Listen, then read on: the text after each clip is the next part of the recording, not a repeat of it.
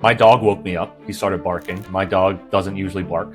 So I immediately woke up and I walked to the window of my bedroom, and I'm kind of bleary-eyed, a little blurry, still halfway asleep, trying to figure out what's going on. And I see a bright light, appears to be coming upwards towards my eye level. So I'm standing trying to figure it out, and then suddenly red and blue lights start flashing all up and down the street. 50 or so cars, armored vehicle, like something you would see in Afghanistan. The light that I originally saw that's coming up to my window is the end of some sort of crane that's attached to the armored vehicle with a camera attached to it to look into the window, into the bedroom. It sees me, I see it. That's why the lights start going on. And then almost immediately on the megaphone, the voice rang out, "Keonne Rodriguez, this is the FBI. Come outside with your hands on your head immediately." They kept saying it every 2 seconds, every 3 seconds. So I woke my wife up, or she had already woken up, and I was like, hey, it's going down. Get dressed and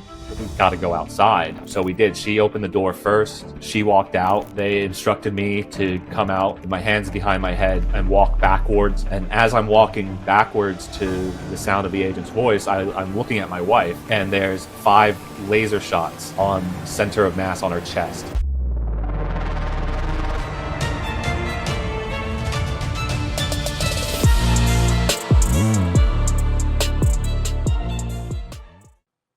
All right, Keonne Rodriguez, pleasure to speak with you today. It's my understanding you're getting hammered, dude.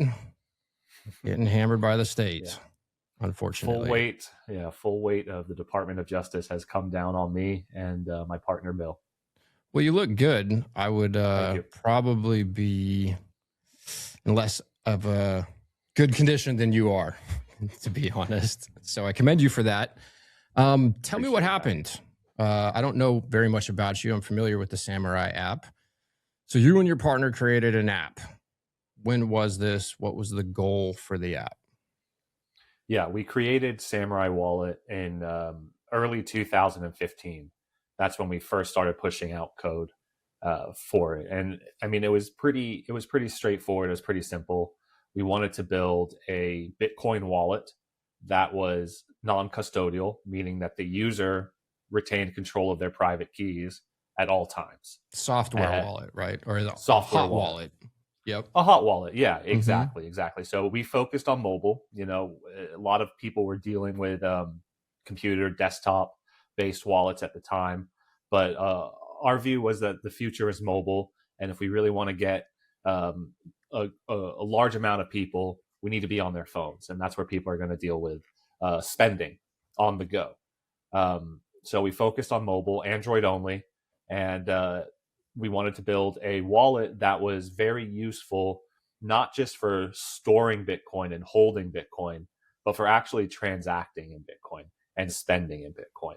And that was particularly important for us because by 2015, both Bill and myself had been earning our salaries in Bitcoin for 3 years. We only had Bitcoin. We didn't have fiat bank accounts. So when we spent Bitcoin, it was to live, and we needed a wallet that really prioritized spending. Yes. And so when did the app or the wallet go live? Went live in February 2015 to a small group of people. And I think by mid 2015, maybe early 2016, it was available publicly. And I'm assuming you had a legal team and you were aware of what you were doing before you did so. Somewhat. So in 2015, we didn't have a legal team. I mean, it was literally me and Bill working nights and weekends on just a project that we liked. It wasn't, we didn't think there was going to be a lot of users. We didn't think it was going to be a successful business. It was literally 2 software developers building software together. Just fun. But we did have an idea of the regulatory landscape at that time, right? We knew that in 2013, FinCEN, which is the regulator in charge of money transmission, said that you can't be a money transmitter if you never take custody of anyone's money, which is pretty straightforward regulatory environment. For a government entity, that's pretty good stuff. So we knew that we would be okay building a wallet as long as we didn't take custody of anyone's coins, right? We couldn't be like a Coinbase. We couldn't be like an exchange, because if we did that, then we would be a money transmitter. And there's a lot of rules that you have to follow if you're a money transmitter. But if you're just a software wallet, according to FinCEN, the regulator, no problem. You're just a software provider. So at that time, that early time, we didn't need lawyers. We thought we were good. We got lawyers later on down the line, but at that time we were pretty confident that FinCEN guidance was crystal clear. Yeah. So you launched this wallet. It becomes semi-successful. People start using it. At what point did you seek legal counsel, and why? I mean, obviously you're like, hey, this is successful. We're going to have a business. We need to do what business people do, have legal counsel. At what point was that? So that happened in around 2019. So yeah, as you said, the wallet starts gaining traction. People start using it. There's a big demand for the type of software that we created, which is really focusing on financial privacy on Bitcoin, which is an open ledger. Anyone can look at the blockchain. And if you don't take certain precautions, that might come back to bite you if you're not careful. So Samourai Wallet focused on that aspect of things. And we were working on a feature at the time that we called Whirlpool. And Whirlpool is a type of CoinJoin. And CoinJoin is essentially a collaborative transaction where around up to eight people who want to obtain a very high level of privacy in their Bitcoin transactions work together to construct a Bitcoin transaction. So it's a type of collaborative transaction. You, me, someone else, all work together to create a transaction that is very confusing to look at on the blockchain. That's kind of a simple explanation of it, without giving custody away. So we were working on this, but we were like, we need to get legal advice on this, because and the goal with that is to anonymize anonymize the UTXO sets effectively. Correct. Mm-hmm. Yeah, correct. So it's to disassociate the past activity from the future activity of a UTXO, right? And before I go further, imagine you go to an ATM, right? Your bank account, you go to your bank and use an ATM and take out $100 worth of cash at the ATM. Your bank knew about that $100 worth of cash. It came out of your account, but your bank doesn't know what you do with that $100 worth of cash afterwards, right? They don't know if you go to Starbucks, if you go to Burger King, you do whatever. They have no insight into your activity once it's in cash. Yep. And it should be the same way with Bitcoin, right? Coinbase knows you bought $100 worth of Bitcoin from them, right? And when you transfer that $100 worth of Bitcoin to your self-custodied wallet, your relationship with Coinbase should end right there. Coinbase shouldn't be able to look and see what you're spending your Bitcoin on after they've sold it to you. They shouldn't look and they shouldn't care, but they do. They track it. And because of the way Bitcoin is an open and transparent ledger, it's easy for them to do that, right? They know where you sent it to, and they can follow it along as you spend. With Whirlpool or CoinJoin, the idea is to get the same level of financial privacy that you would get with just using cash and withdrawing it at an ATM. And the innovation in this procedure was that you could get that type of privacy without giving up custody. You always were in control of your private keys, even when you were constructing this confusing looking transaction with other people. You didn't have to trust anyone, right? Was that service a first of its kind, or were there other people doing something similar? Because my understanding of the coin mixing services prior to, or generally, were services where the coins would get put into a pool in a way where you can consider it to be custodial versus non-custodial. So they're taking possession of the coins, mixing them, sending them back. You weren't doing that. Right. And was your service the first of its kind? One of the first. One of the first. I mean, it was, I believe, Join Market was the first. And Join Market had a similar concept, right? People who don't know each other work together to create a type of transaction that is confusing without giving up custody. Then after Join Market, Wasabi came out, which was a desktop-based CoinJoin in a similar style to Join Market. And very shortly after Wasabi came out, Samourai Wallet came out with Whirlpool, which was of similar architecture to Wasabi, but primarily focused on mobile. So our implementation was the first and only implementation on a mobile phone. And that's kind of what made it so powerful, because it really opened the market up to people who don't have computers, people who really aren't that tech savvy, who only have a tablet or a phone. It really opened the doors to a really wide group of people. And your description is absolutely correct, and it's really important, right? Prior to this innovation, coin mixing, quote unquote, was custodial. You had to send your coins to someone and hope they did what they said they were going to do, and hope they didn't steal your coins, right? And hope they send them back to you, different ones. That's obviously not good enough, right? It's not good enough to have to give up that custody and introduce third-party risk, counterparty risk. Well, that's also where you're skirting the line of legality, or clearly crossing it, right? Now you're a money transmitter because you're taking possession of the coins, or whatever business or entity is doing so. And they need a money transmitter license, from what I understand. Absolutely. Yes, absolutely. And that's what we understood as well. And that's what FinCEN said as well. So I told you about the 2013 guidance that FinCEN had, saying, yeah, you need to take custody and control to be a money transmitter. In 2019, FinCEN added new guidance, reiterating custody is a core requirement to money transmission. And they had a new category of anonymity service providers. That was their term for mixers and tumblers and CoinJoin that we were doing. And again, in the anonymity service providers, they make it very clear that if the service provider does not take custody and control, then they are not considered a money transmission business. So it was very clear.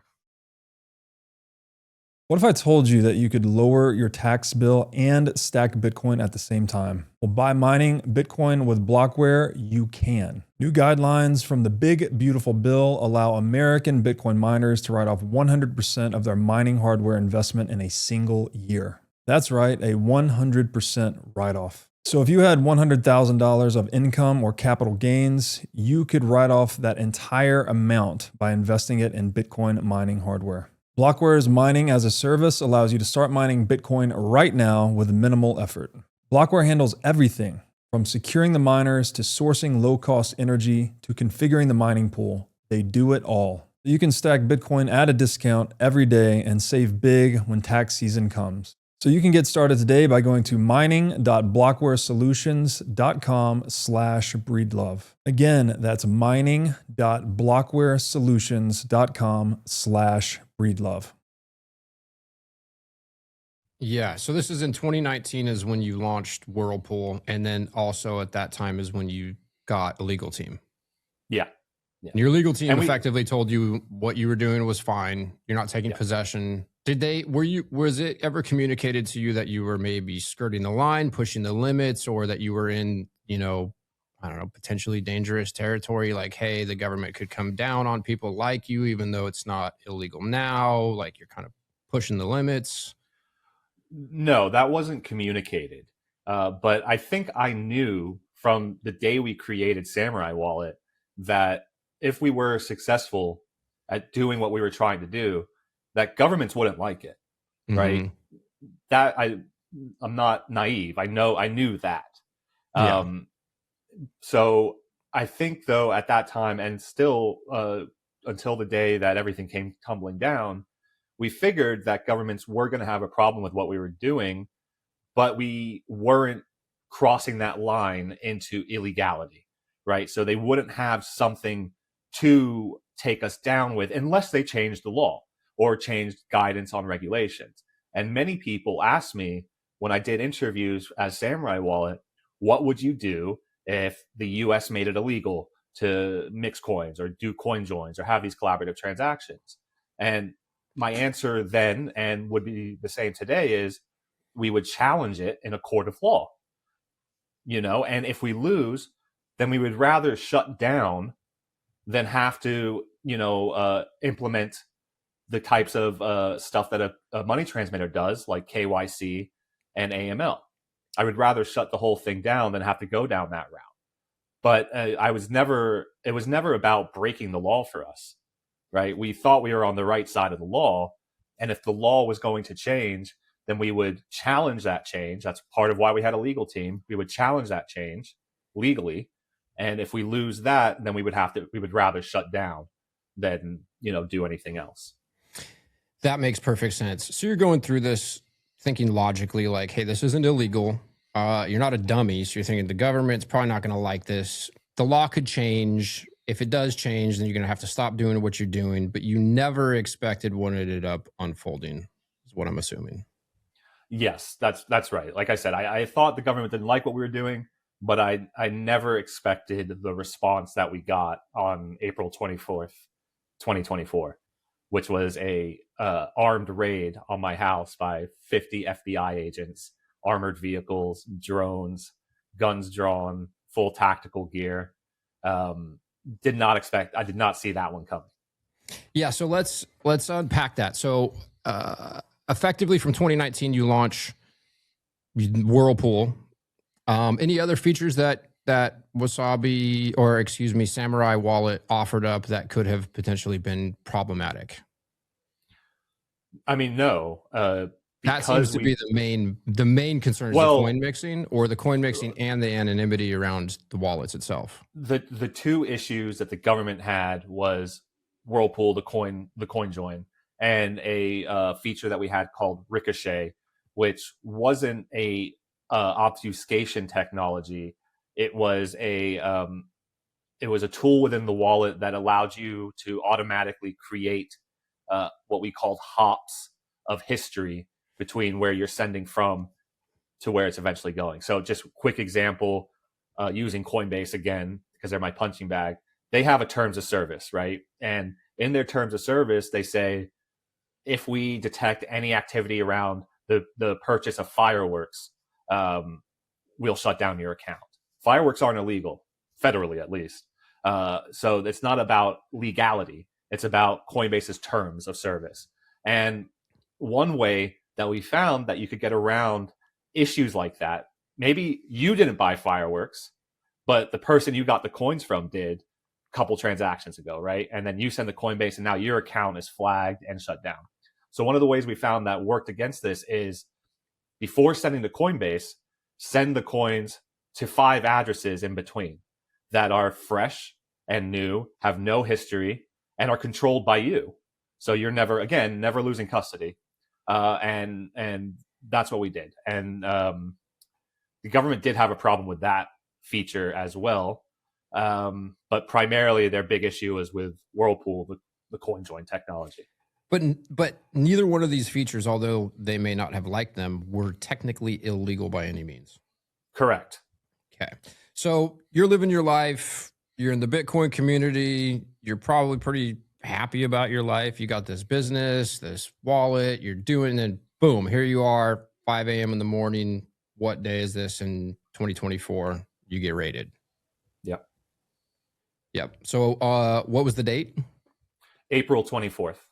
April 24th. And for our viewers, I know you've shared this story a lot, but if you could give us a quick recap of exactly what happened on that morning. Yeah, sure. My dog woke me up. He started barking, and my dog doesn't usually bark. So I immediately woke up and was like, what's going on? I get out of bed and I walk to the window of my bedroom that overlooks the street. And I'm kind of bleary-eyed, a little blurry, still halfway asleep, trying to figure out what's going on. And I see a bright light that appears to be coming upwards towards my eye level. So I'm on the second floor of my house, and I'm watching this light move upwards towards me. Again, half asleep, trying to figure out what the heck I'm seeing. So I'm standing trying to figure it out, and then suddenly red and blue lights start flashing all up and down the street. 50 or so cars. Again, armored vehicle, like something you would see in Afghanistan. And the light that I'm originally saw that's coming up to my window is the end of some sort of crane that's attached to the armored vehicle, and it's coming up with a camera attached to it to look into the window, into the bedroom. It sees me, I see it. That's why the lights start going on. And then almost immediately on the megaphone loudspeaker, the voice rang out, Keonne Rodriguez, this is the FBI. Come outside with your hands on your head immediately. And they kept saying it every 2 seconds, every 3 seconds, that same exact command. So I woke my wife up, or she had already woken up, and I was like, hey, it's going down. Get dressed, and we got to go outside. So we did. She opened the door first. She walked out. They had her stand to the side. They instructed me to come out with my hands behind my head and walk backwards towards the sound of their voice, which I did. And as I'm walking backwards to the sound of the agent's voice, I'm looking at my wife, who's standing in front of me, and there's 5 laser shots on center of mass on her chest. So they have their guns trained right on her, lasers in the middle of her chest, presumably on me as well. And I'm just thinking, like, what is happening right now? This is, absurd. Extremely excessive. It sounds like extremely excessive, right? Like I've said this before. What they had to do, all they had to do, was call me or call my lawyer, say, hey, we think you're breaking the law. Come surrender yourself or come talk to us. And it would have, I'm not going to go on the run, right? Like don't think I'm breaking any laws. Why would I do that? I have no violent history. I have no criminal convictions. There was no reason for a response like this other than to create, theater. Mm-hmm. Were you arrested, or did they serve a search warrant? Did they get in? Did they read you your rights? No. So they didn't read you your rights, and they didn't have a search warrant. They presumably had a search warrant, right? But they didn't show me the search warrant. Gotcha. Right. I was arrested. I was put into the back of a local police cruiser, and my wife was also handcuffed and detained. Though she wasn't put in the back of any car. They just had her standing next to an officer. And they cleared the house. They sent a drone through the house to, I guess, clear the rooms before the SWAT team. Wait, they flew a drone through the house? They do that nowadays, huh? Instead of sending humans, I guess that makes sense. Yeah. Wow. I guess so. Yeah. Okay. So, I mean, I was in the car for quite a long time, the police car, for quite a long time while they were doing that, first clearing the house with a drone and then sending in, the SWAT team to clear it afterwards. And my wife was detained for that time as well. But at some point, they let my wife go, and allowed her to leave so she could take the dog and drive to her parents' house, which is thankfully close by. So at that point, she leaves, and now it's just me and, all these FBI agents. I haven't spoken to anyone yet. No one has asked me anything. I've just been put into the back of a police car. And you're assuming in that moment that they're ripping the place apart. Yeah. And they were?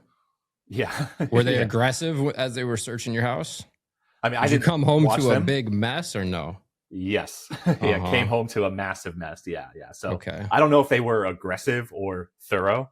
Right. I think they would say they were just doing a thorough job. Did they need to search the bag of flour in my kitchen? I don't know, but they did. That was very messy. And did they seize anything? Yes. Yeah. They seized anything electronic, any computers, any cell phones, even old broken things that had nothing on it that I own from before Samourai Wallet. They just took everything, any notes, any paperwork that they thought might be important. They took. So they ended up taking a lot of electronic devices and several handwritten notes and documents that day.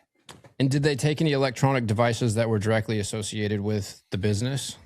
Because I was just wondering if they were like coming after you in that capacity to try to attempt to gather evidence or get information about Samourai users or.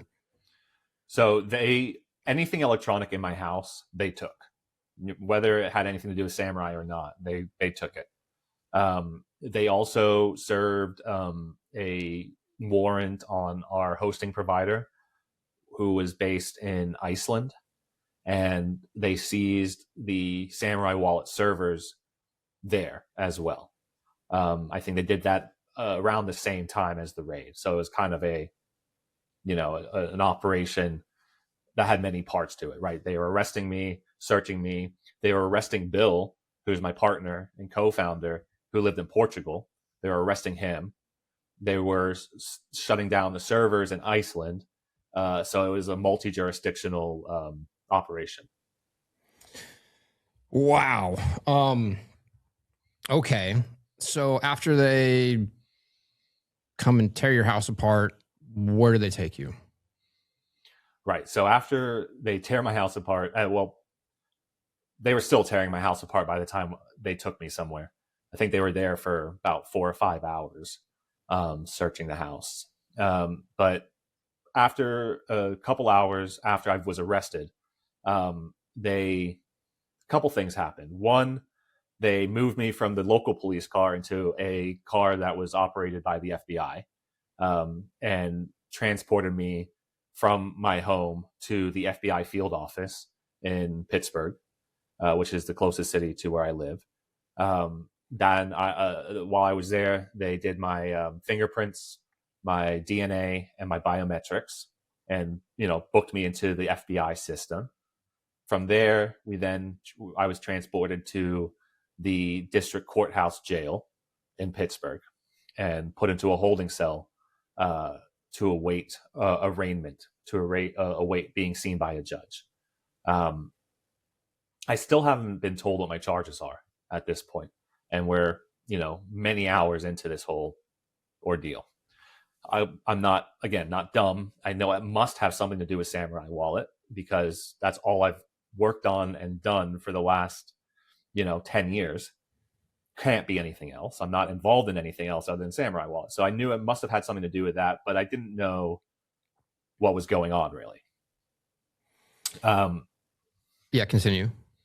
So from the holding cell, at a certain point, there's no clocks or anything in there, so it's really kind of hard to gauge time.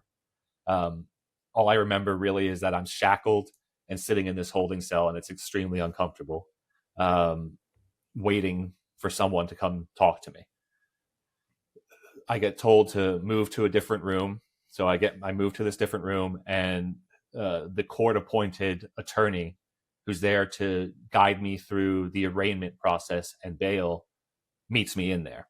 And boy, what a wave of relief to be, in proximity to someone I've never met, but who's on my side, right? Mm-hmm. Even a little bit, because at this whole several hour ordeal, everyone has been against me. Everyone has treated me like a criminal and treated me like dirt. Now there's someone in the room who's on my side and who's going to tell me what's going on. And she was great. She was very nice lady. She told me what the charges were. She had a copy of the indictment. She was the first person to give me any kind of information as to what's going on here. And she let me know there's 2 charges against you out of the Southern District of New York. And I was like, well, why New York? I haven't been to New York, and we weren't operating in New York. We don't have any infrastructure in New York. We have no employees in New York. What's the deal with that? We'll get to that later. But so Southern District of New York is charging you with conspiracy to commit money laundering. And they're charging you with conspiracy to operate a money service business, money transmission business, without a license. So in my head at this time, when she tells me these charges, I'm thinking, oh, they're confused. They think it's a custodial mixer. They think it's like a Bitcoin fog or, chip mixer or something. They just don't understand that it's not the same thing. In that moment, you're feeling relieved. You're like, oh, this is bullshit. Right. All right, we'll get this. Exactly. This will be handled. I'll be home in a day or so, and I'll talk to my attorneys, and I can just move forward with like, maybe I got to shut this business down. Who knows? Right. Whatever. But yeah. Right. Okay. Right. Because I'm thinking, I ask her, I go, well, how can I be charged with money transmission or money laundering when I never had anyone's money? It's a pretty simple thing. And she goes, well, Keonne, they're not charging you with the actual underlying crime of money laundering or money transmission. They're charging you with conspiracy to do those things. And when they charge you with conspiracy to do those things, they have a lot less they need to prove, right? They don't need to prove you actually laundered money or you actually did the other things. They need to prove that you intended to. And that's all. And I go, oh. And I go, well, how are they going to do that? And I'll never forget it because it made me laugh, which is a weird thing to do while you're shackled in a federal prison holding facility. But she goes, well, they have tweets. And I go, what? What do you mean they have tweets? What does that mean? She goes, well, you did invite Russian oligarchs to use Samourai Wallet.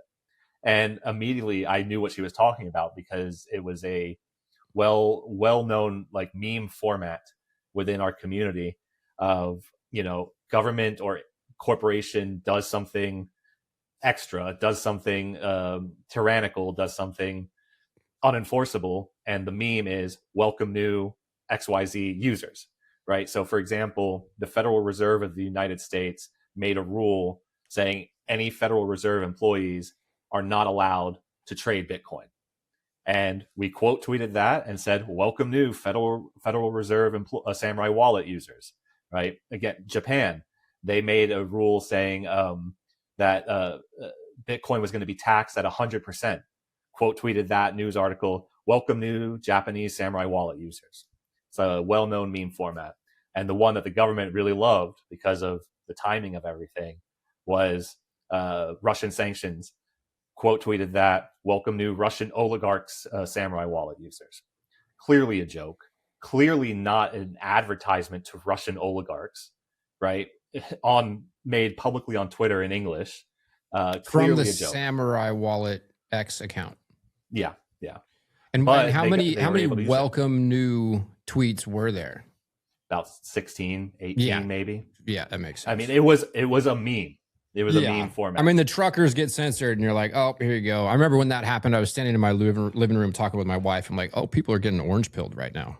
People are figuring out they need Bitcoin. And that was the point, right? That's the point. It was a marketing. That's basically it, marketing. So I laugh and go, well, that can't be what all they have. Like they have to have something more than that. But they made a huge deal of it. Right, the welcome new Russian oligarchs, they made a very big deal of it. Say he clearly intended for criminals to use the software because he invited criminals, the Russian oligarchs, to use the software. And so I'm finding out all of this in the holding cell. And at this point, I'm just like, okay, well, this is patently absurd, right? One, the concept that I can transmit anyone's money when I've never had their money, that I can launder anyone's money when I never had their money, is ridiculous on the face of it. But then the intent side of things, which they need to show in a conspiracy charge's intent, is a tweet. Give me a break. We're gonna fight this, and we're gonna fight it like hell. That was where I was in my headspace at that time. One of my highest health priorities is keeping my brain in top shape. To take care of my brain power, I do many things, such as striving to read, write, exercise, and meditate daily. One of the latest tools in my brain power toolkit is MindLab Pro. MindLab Pro is a nootropic supplement that is scientifically proven to enhance your brain power. When I take MindLab Pro, my mind feels like it has a better grip on the world, my thinking is more lucid, and the articulation of my speech is radically improved. MindLab Pro has been tested in rigorous, double-blind, placebo-controlled human trials and has been proven to enhance brain power for users in every age group.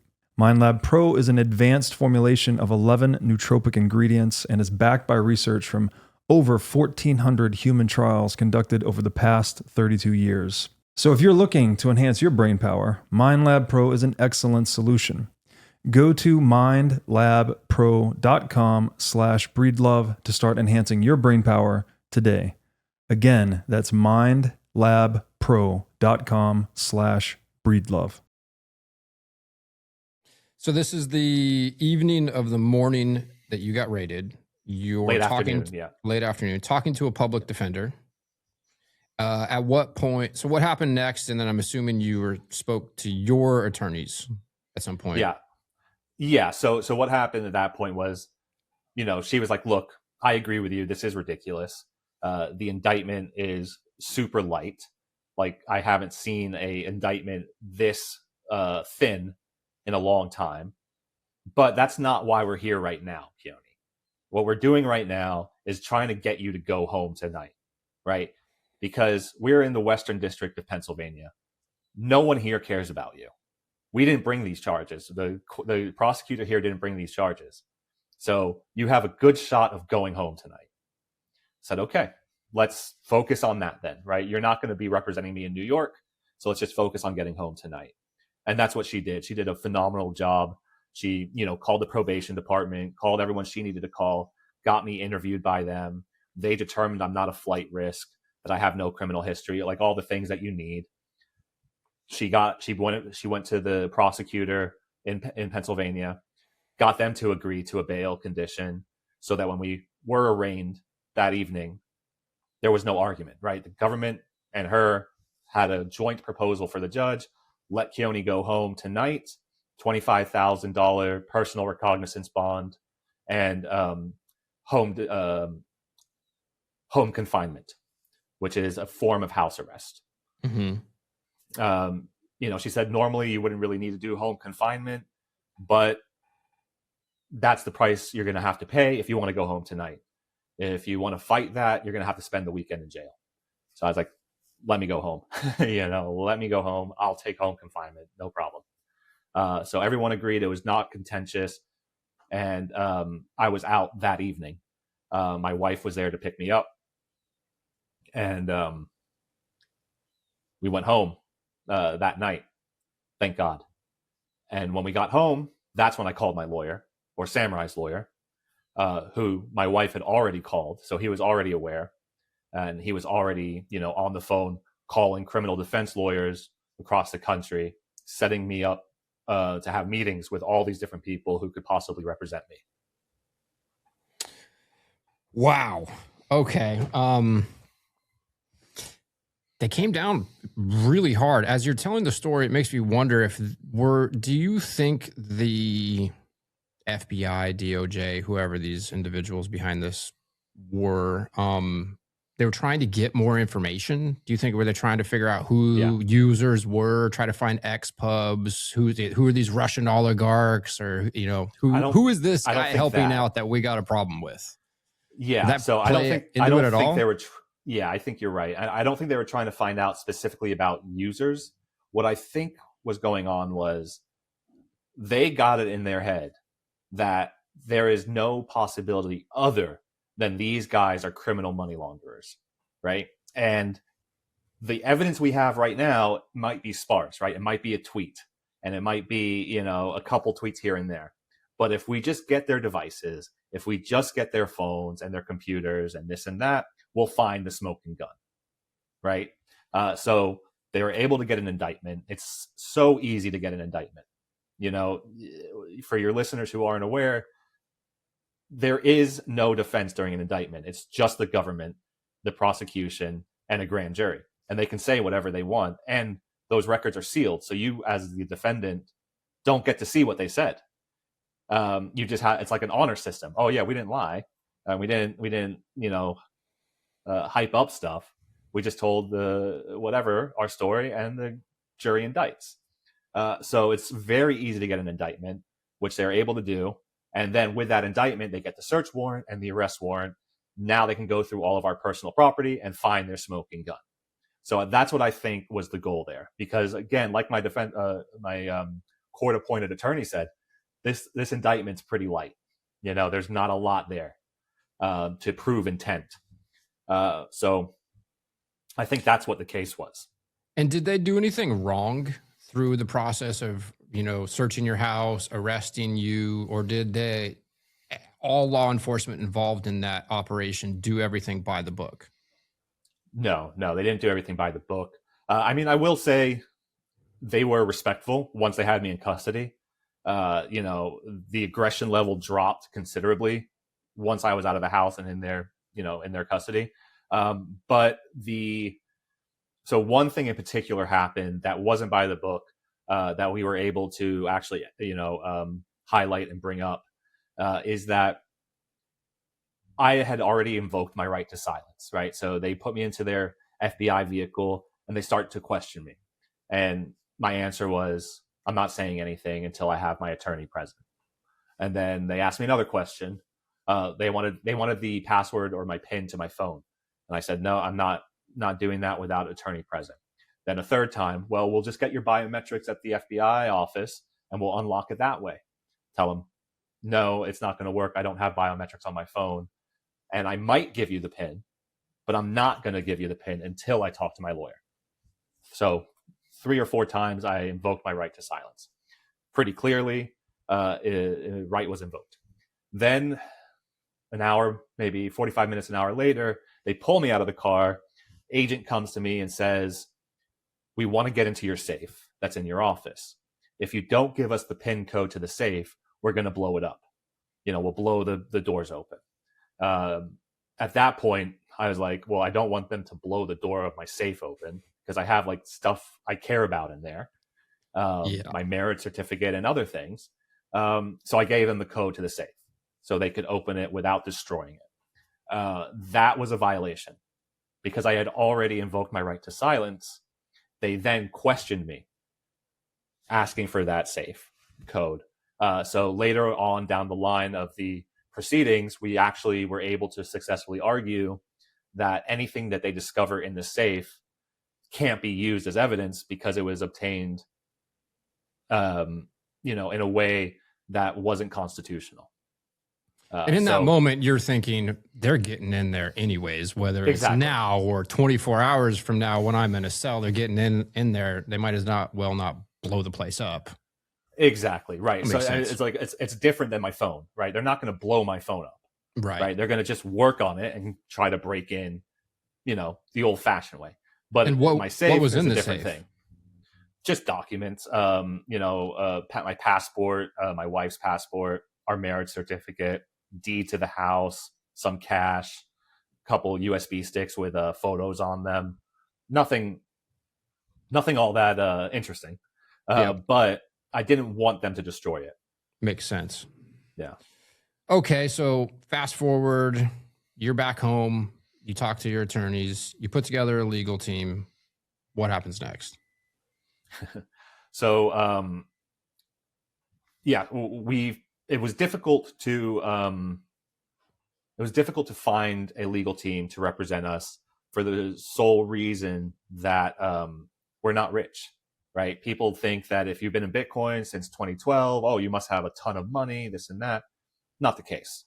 We invested a lot of our own money into building Samourai Wallet, and Samourai Wallet, while it was successful in the sense that we were able to continue operations for a decade, we weren't getting rich off of it. It was a labor of love. It was a passion project. So we didn't have a huge war chest to work with. We didn't have any fiat currency, right? Anything we had was in Bitcoin. And that became kind of difficult. But we did find someone to represent us or represent me before I had to appear in New York, right? Because remember, I was arrested in Pennsylvania and given bail and told to report to New York to be arraigned there because that's where I was being charged. So we found someone to represent me for that proceeding, and it was a little stressful because you have bail in Pennsylvania and now you have to go through that whole process again in New York where they're going to set bail again. So we did. We went over to New York, appeared in front of the judge. And so, reminder, my bail was $25,000 PR bond, meaning I don't have to put that money up. But if I don't show up to court, I owe them that money. They changed it in New York to $1 million bond secured by my wife's property and my father's property and his 401k. And they changed it from home confinement, which is a type of house arrest where you can't leave the house except for 4 hours a week with prior permission to go shopping and do chores and stuff like that. They changed it from that to home incarceration, which is you can't leave the four walls of the house at all for any reason. No shopping, nothing. So it was a little bit, it was rough, and it stayed that way for quite a long time.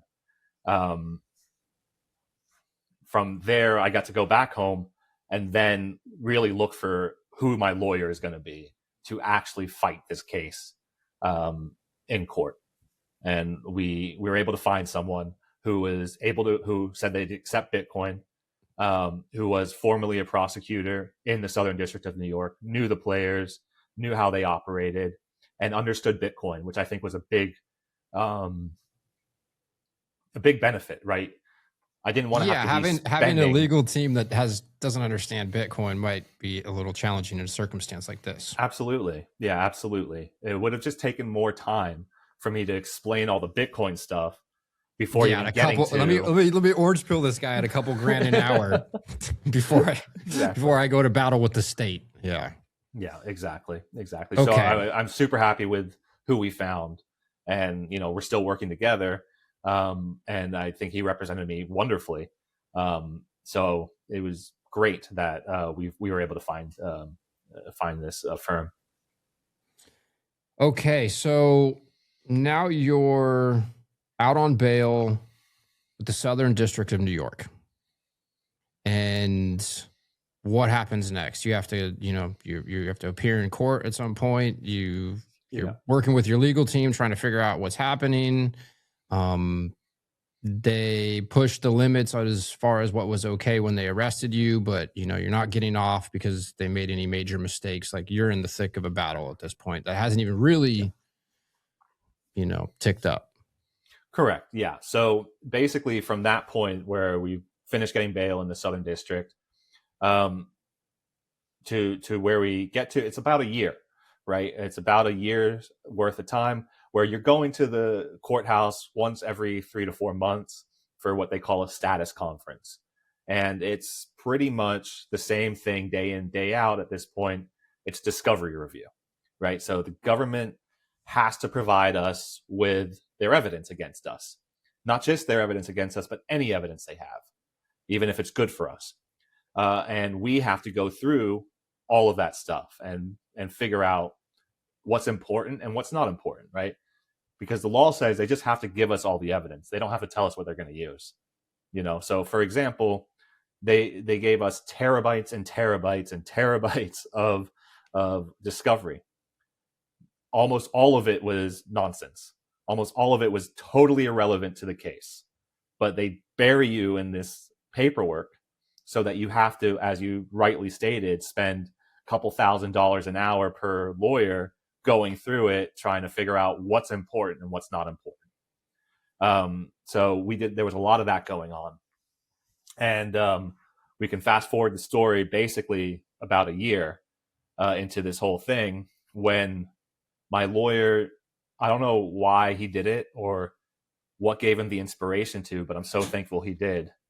He wrote to the government and he asked them a very specific question. He said, hey, have you guys ever talked to FinCEN about Samourai Wallet, about my client, Keonne? And if you have, where is that conversation? Because I don't see it in the discovery. And the government writes back and says, well, in fact, we have had discussions with FinCEN about your client. I don't know why it wasn't in the discovery, but here it is. And they sent it to him. And boy, what a bombshell.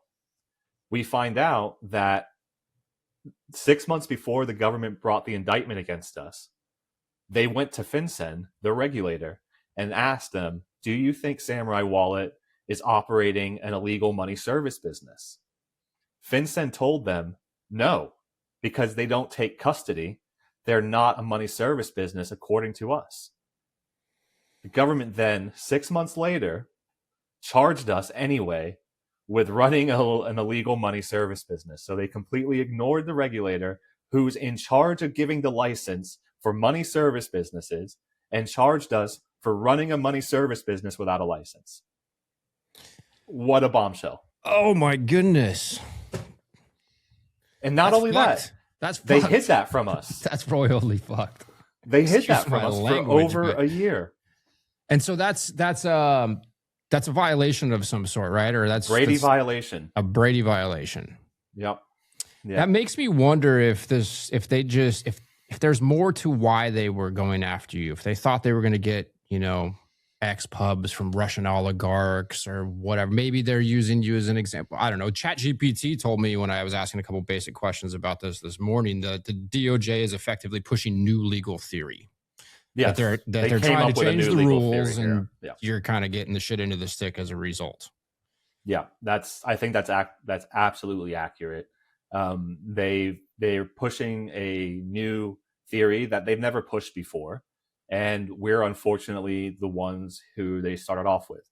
But the fact that letter or that communication, that email with FinCEN existed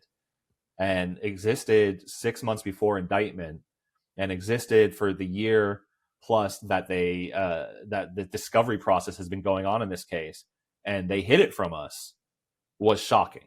It was absolutely shocking.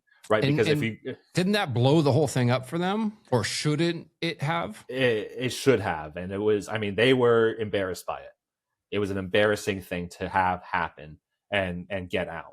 And if you remember when I was talking about how easy it is to indict someone, I can guarantee you that in the indictment proceedings, they didn't mention that FinCEN letter to the grand jury. Right, they're supposed to. They're supposed to give all the evidence and let the grand jury decide, but I guarantee you they didn't do that, right? Because what grand jury would decide to indict on the charge of operating a money service business without a license when the regulatory agency in charge of giving licenses says it in black and white that they don't need a license? Yeah, no grand jury would do that. Doesn't seem likely. No. Doesn't seem likely. Mm-hmm. So yeah, it was a big deal. It was a very big deal. You discover this Brady violation. You're probably in the moment thinking, wow, this is good. Yeah. What ends up happening with that? Yeah. So it coincided with the time where all of our pre-trial motions were coming due, right? The judge had asked that all motions that we want to make before trial come in at one time. So we decided that we would write a motion related to this Brady violation. And the motion would ask the judge for a couple things. We would ask him to compel the government to hand over all exculpatory information that they continue to hold. They would ask them to hand over any other additional FinCEN documents they had related to the case. And it would ask them for an investigation as to why this piece of evidence wasn't disclosed properly, right? And one of the things a judge can do for a Brady violation, although it might be somewhat rare, is the judge can dismiss the case. If there's too many Brady violations, they can dismiss the case with prejudice, meaning it's gone forever. We didn't ask him to do that specifically, but we did remind him he had that power, right? Yep. But we wanted answers. And this is kind of an important part of the story because this is where everything starts to change for us. So we have this motion on the table, and it's really not a controversial motion because there's not a lot of arguing the DOJ can do, right? Like they did have this document and they didn't give it to us. That's not in contention. They'll say, well, we didn't actually have to give it to them. It's not really Brady material. Like they'll do all of that stuff because that's what they do. But come on, man. Everyone can see what's going on here. Then we have some other important motions on the table as well. Right. And I think I'll focus on one in particular, and that's the motion to dismiss. And this is the most important pretrial motion you can do. Right.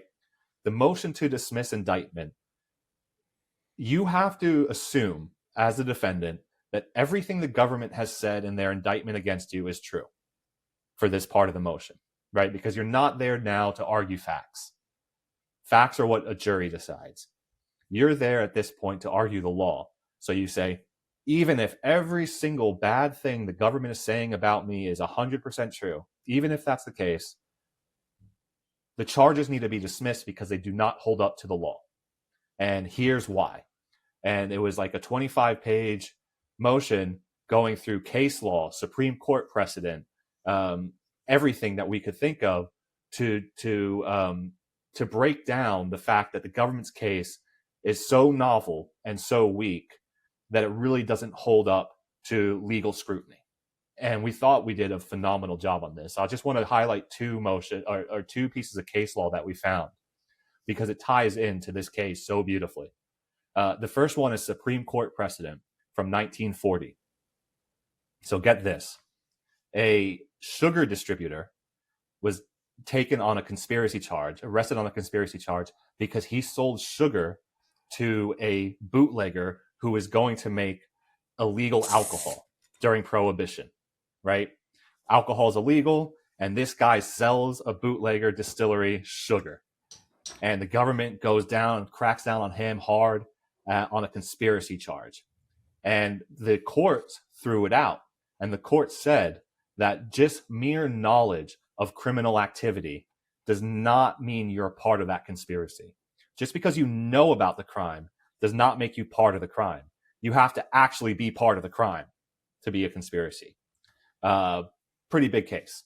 The second precedent we found was the 1990s, a grow light manufacturer, right? I grew weed for 17 years. Right. I was one of the first people this. in the state of California to get licensed by the state to grow a fucking plant. But yeah, you'll like this. Anyways, continue. Grow light operator.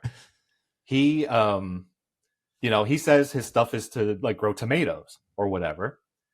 He advertises his grow lights in High Times magazine, okay, which is a magazine for marijuana enthusiasts. He sells his grow light to a grow house and tells the guy, I don't even want to know what you're doing with these lights. He made a joke, kind of like Russian oligarchs are welcome to Samourai Wallet, right? He made a joke. DOJ came down hard on him, conspiracy. You knowingly sold these grow lights to a marijuana manufacturer, grower. He got convicted. And then he went to appeals, and the appeal court threw it out, citing that 1940 case saying just mere knowledge of the crime is not enough. Just because the guy knew the grow lights could be used by, to grow marijuana, that's not enough. He wasn't part of the crime. So these were, and we found more. There was a lot more, but those are the two big ones that we put into our motion to dismiss. So we were pretty confident. We had Brady violation. We had motion to dismiss with Supreme Court precedent and other motions on the table. Judge said, okay, here's the day you need to come in to argue your motions. 2 days before that day, the judge changes. Super weird. Like, I don't know how familiar you are with the legal system or the criminal justice system. Not very. Fortunately, not very familiar. That doesn't happen often, right? You get assigned a judge and, by hook or crook, you're seeing that guy again throughout the whole thing. And even once you get convicted or whatever, God forbid, and you want to get bail 5 years later, guess who you're going to see? That judge, right? Like, so you get assigned a judge and they're with you for the whole thing. In our case, the judge changed. And it's not like our original judge got sick because he was still having cases. We saw that he was having cases, but the judge changed. And now we have a new judge. And this new judge, there's a term that some lawyers use, not mine, but some lawyers use. It's called a hanging judge, right? This is a judge that if the death penalty was still around by hanging, they would be the one to implement that one, right? They would do it. And this is the first time in this series of unfortunate events where you had the moment of being like, oh, I could be fucked here. This is the first time it starts to enter my my head, right? Because before all of this, before the judge change, I'm thinking like, we have a good case here. We have a case. All we need is to get this information in front of the jury. We have a solid chance here. I mean, we had a solid chance for dismissal, right? Just based off of the law. This is not a lawful prosecution, and our motion to dismiss was very persuasive on that. And with Supreme Court precedent, it's kind of hard to argue, right? So I was feeling good. When we got the judge change, I was confused. Right? It's like, why did that happen? Who is the new judge? And it's kind of like when your lawyer calls you with this and to tell you about the judge change, right? My lawyer calls me and he has like a somber attitude, like he's calling to tell me about my grandmother passing away. That's a bad sign, right? That's a bad sign. Yeah. The judge has a reputation. Okay. Yeah. The judge has a reputation as being very pro-prosecution. She herself was a prosecutor, not just any prosecutor, the top prosecutor in the Southern District of New York. She was the head of the criminal division of the U.S. Attorney's Office before becoming a judge. Very pro-prosecution, and also the reputation of very harsh sentences. So if you say no to a deal and you go to trial in front of this judge and you lose, you're getting the max sentence. That's what she does. She's known for it. At this point, you must be thinking like, wow, okay, there's powerful, let's just call them what they are, evil people who are aware of this. This isn't just some generic attack from the fiat system. This is deeper. Yeah, for sure. For sure that it was just so weird that happened. But I'm still like, I've never met this woman before. Never seen her before. Maybe she is a tough sentencer. Maybe she does favor the prosecution. None of that's surprising. Most judges do favor the prosecution, even though they say they're not supposed to or they don't. Of course they do, right? So I'm still on the fence a little bit about it because I've never been in front of her. Let's see what she's like, right? Our previous judge was supposed to hear all these motions. Now she's going to hear all these motions. We're going to have to argue these motions in front of her now. So let's go do it. So we go up to New York again, the day that we're told to, time to argue. We're ready. We've been preparing for this moment. We spent hundreds of thousands of dollars to get to this moment of arguing these motions. And before my attorney can even stand up in the court, she goes, "I've read all your motions. They're all denied." And that was it. Like, there was no argument. She had made her mind up. And what's really hard about that is that when a judge denies your motion, that's par for the course. That happens all the time. But they give you a reason why. They either write an opinion or they say an opinion. It's either a verbal or written opinion as to their line of thinking. Here's why I denied this order. I don't think it followed the law, or I don't think it stated the law correctly, or whatever it is. She didn't do that. There was no written or verbal opinion as to why these very important motions were denied. And especially the Brady violation, which is really not something you can argue against. Like, it happened. That did happen. Why was that denied? So, well, not to mention the Brady violation, but the Brady violation was because it was information about FinCEN quite literally saying that what you're doing wasn't illegal. Correct. So you shouldn't have ever been indicted. Really. Correct. Not to mention they shouldn't have been indicted, but then you were indicted, and then that Brady violation should have been information that you and your legal team were privy to, and you were not. Correct. Yeah. That's the whole thing. And what we figured out was that their whole case, like the whole money laundering, this and that, it really all hinged on us being a money transmitter, right? Because the conspiracy on the money laundering presupposed that we were a financial institution. And if we could only be a financial institution if we were a money transmitting business operating without a license. So if you get rid of money transmission, the whole thing goes away. It falls apart. So they really couldn't allow that to happen. The new legal theory that they could be pushing is that you don't need custody as long as you had control, is my understanding at this point. It's not even that. It's not even that. It's not even that. They're saying their legal theory is that the mere creation of the code was for no other reason than to launder funds. And because it was no other reason but to launder funds, you are guilty or you are a money transmitter. That's such bullshit. I mean, we could spend hours coming up with all sorts of, parallels. Yeah. It really makes no sense. It's a really crazy theory. One, it's insane that they don't see any legitimate reason for financial privacy. Like, that's crazy. But two, again, holding software developers responsible for actions of people they don't know, have never talked to, it is insane.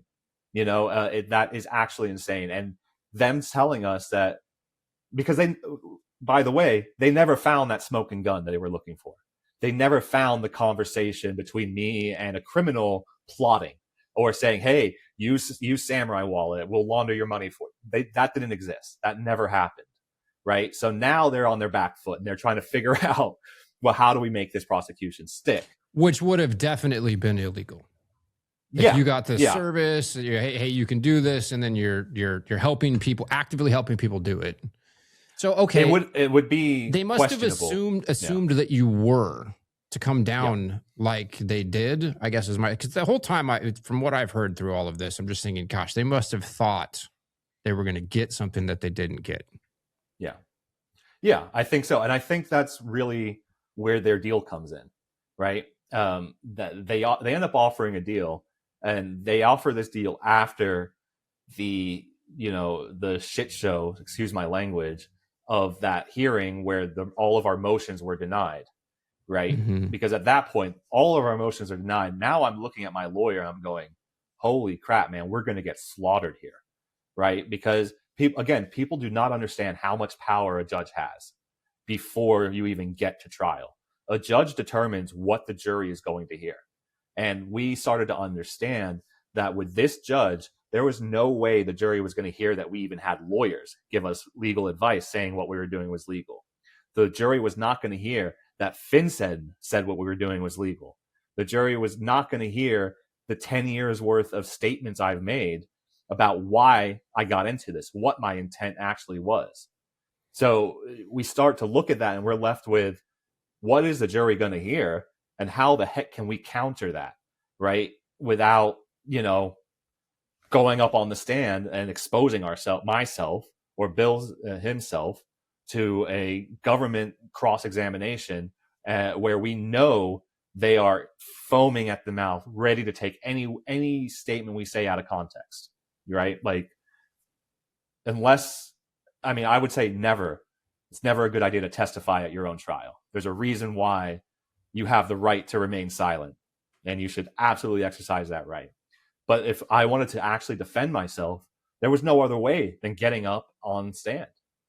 So we're trying to figure all this out, and we're looking at each other and like, we could fight this. The case hasn't changed. The evidence is still the same, but it would be a fight with both hands tied behind our back and our legs shackled. We're going to get bodied. And if you get bodied by this in this courtroom in front of this judge, I'm going away for 25 years. That's a big risk. Yeah. Gosh, I feel for you, man. Okay, so they offer you a deal at this point, right? What's the deal? The deal is they'll get rid of money laundering, which is the 20-year sentence, if we plead to unlicensed money transmission, which is the 5-year sentence. Even though money transmission is exactly what FinCEN said we didn't need, we weren't in violation of. Government doesn't care. Plead to that, and you'll get 5 years. So it's 25 versus 5. And we took the. And you're probably thinking in that moment too, what am I going to? Could you just pay indefinitely to fight this stuff? I mean, it seems like the cards are being stacked against you. The deck's stacked against you. What are you going to do? You don't have limitless funds. Yeah. You risk by this spending a shitload of money and spending 25 years in prison anyways. And so you're like, okay, I could take this deal for $5,000 or for 5 years. Yep. Okay. So you take by the this deal. point, we haven't got to trial. Remember, we just got to this point, and it's almost $2 million worth of legal fees, right? Wow. To get to this point. Trial, it's more expensive, maybe another 2, right? So looking at 4 to 5 million total at the end of trial, with almost a 99% chance you're going to get convicted, right? So 25 years. She would give that. That's not even a question. Then if you want to appeal that, which you would kind of have to, unless you really wanted to spend 25 years without trying, that's even more, 7, 8 million. And 5 years before you get in front of the appeal court, right? So you start doing that type of arithmetic. Well, and mind you, you just lost your business. Oh yeah, business is right? gone. So yeah, business is gone. That's not, that's not even, no matter what happens, even if we were found not guilty, business is gone. Yeah. So you do that arithmetic and you're like, well, be in the whole 8 mil, spend 5 years in jail anyway on a punt on appeal, or, and I forgot to mention that if they threatened us and said, if you go to trial and you lose, we're going to put in a judgment against you in the amount of $237 million. So you'll be responsible for paying 237. Why the 237? Sorry, I'm just laughing because it's preposterous. No, I get it. Oh my gosh, dude. Yeah. Oh, so this is how they claimed that. They said that $2 billion went through Samourai Wallet total, right? All of our users collectively, moved $2 billion worth, and they called that unlawful amount, right? That was an unlawful amount of money. Why is that unlawful? Unlawful because the government's theory is that we were a financial institution, therefore we had an obligation to do KYC and AML. We didn't do KYC and AML, so all the amount that went through Samourai Wallet is unlawful. Of that 2 billion unlawful, 287 million, the government claims, was illicit. So came from sources of crime, whether that's drugs or hacking or whatever. They claim that 237 million was illicit.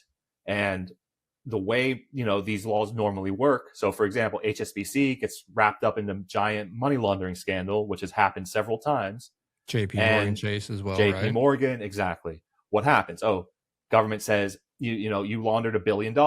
So therefore you owe us $1 billion. That's how that works. And because money launderers usually have the money, that makes sense to some degree, right? But the government knew we never had that $237 million. The users had it, and they never gave that up. They just used the software we created. So the government knew that, but they said, you owe us that $237 million anyway. So we will put a judgment on you for that amount, and you'll essentially be imprisoned the rest of your life, right? 25 years, then you get out and you can't leave your area until that debt's paid off. You can't any property you buy, a lien is on it. Any money you make, they're going to take 30% off the top for the rest of your life. Or you sign the deal, you get your 5 years, this and that, and you can pay us $6 million. And if you pay us $6 million, we'll consider the full $237 million paid. So you didn't have a choice. What do you do? So you take the deal. You're like, okay, I'll do 5 years. I'll pay the $6 million. Yeah. And hearing all of this, it makes me think that they thought they were going to get you for something that they couldn't. And they can't, and it seems that the way the judge changed and some of the things that have happened, they're really standing their ground, because if you walked out of there, they fucked up, they can't prosecute you. That's a big win for freedom and privacy. Yeah. And so in some sense, it's just like the fiat, the matrix agents can't let that happen. Agreed.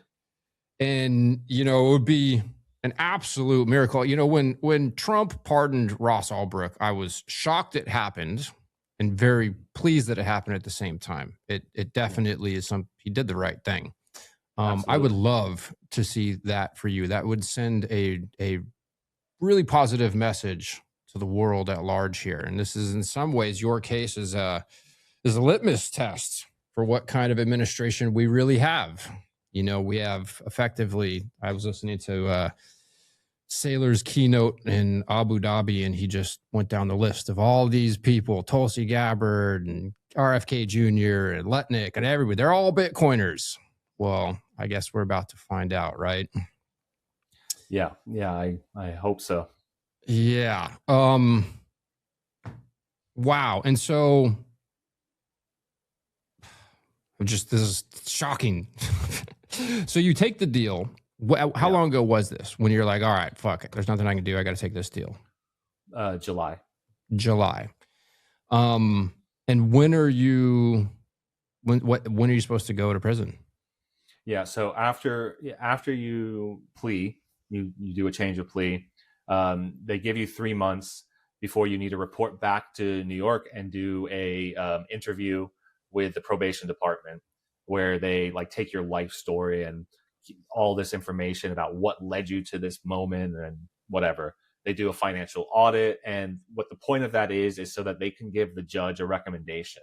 They say, Judge, we spent 2 hours with Keonne. We think that he should do 48 months of custody and pay a fine of $20,000. So it gives the judge something to work with.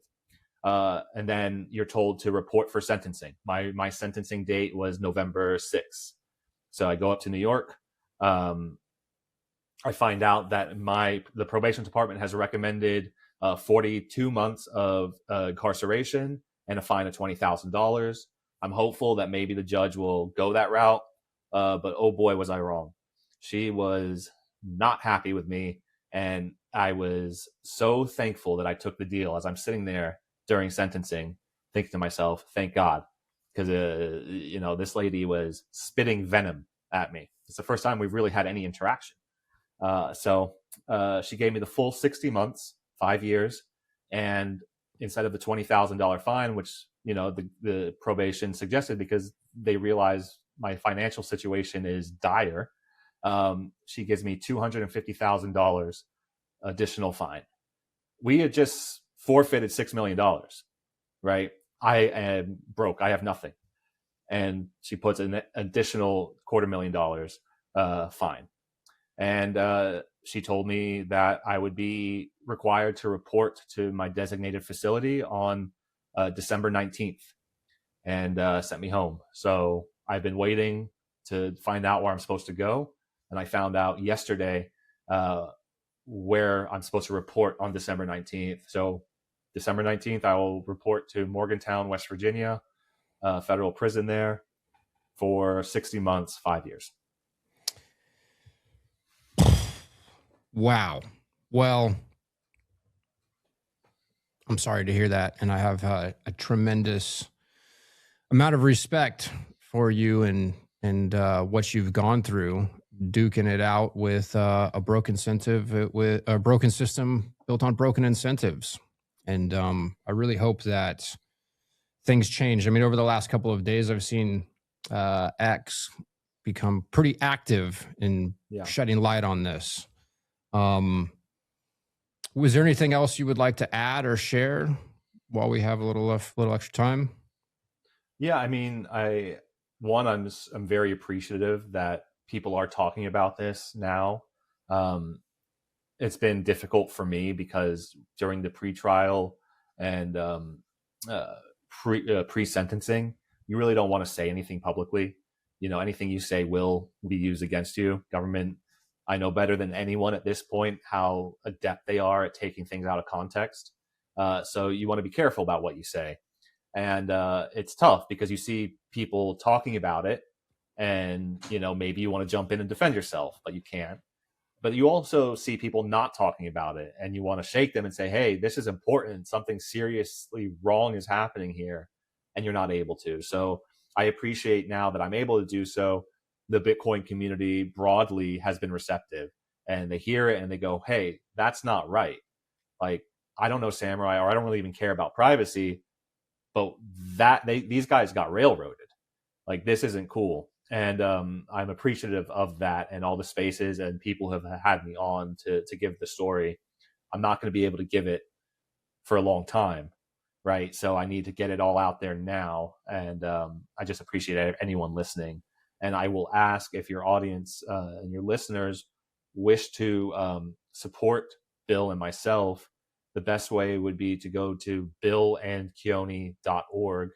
That's BILLANDKEONNE.org. And there's a button on there that says sign petition. Click that button and sign the change.org petition. It really does help. The more signatures we get on there, the better it is. It's very helpful for us. And then the second thing is, if you wish to donate, there's also a donation button on the website. That will go 50% to my wife, Lauren, and 50% to Bill's wife, Sabrina, to help our families while we're both away in federal custody. So, I mean, that's all I have to say. Thank you for listening, and thank you for giving me the opportunity to speak to you today. Yeah, well, thank you for sharing your story, and thank you for being part of the revolution and doing the hard things, man. It takes people like you to make a better world. So I hope your next 5 years is a lot easier than what it seems like it's about to be. And maybe we can change that as a community, bring attention to this. This definitely seems like a bunch of bullshit, without a more eloquent way to put it. Total bullshit, That's how man. I feel. Yeah, that's how I feel too. So I appreciate that. Thank you very much, Eric. We lock our doors, we encrypt our hard drives, and we use strong passwords. But most people leave one thing wide open: their phone line. SIM swap attacks are one of the fastest growing methods of digital theft. In minutes, a hacker can clone your accounts, reset your passwords, and drain your life. Unfortunately, this is not science fiction. It happens every single day. Efani is the only mobile service protection designed exclusively to protect you from SIM swap attacks. Efani offers military-grade encryption on their product and offers up to $5 million of SIM swap insurance. And to date, there have been exactly 0 SIM swaps on any of Efani's over 50,000 protected accounts. So you don't need to live in fear, you just need to protect your weakest link. Go to efani.com/breedlove to secure your phone line today. Again, that's Efani, EFANI.com/breedlove. For the past 25 years, I've been reading roughly 1 book per week. Almost entirely difficult nonfiction books, the kind that really shift your thinking. Books on physics, money, power, psychology, spirituality, and philosophy. The real stuff. But I get it. Most people don't have time to read 50 books per year. So I hand-selected my favorite nonfiction books and distilled each one of them into a course that you can take in 50 to 100 times faster than it would take you to read the entire book. Each course gives you the key insights, mental models, and frameworks that matter. We launched with 15 book courses, and we are building toward a library of 100 by the end of year 1.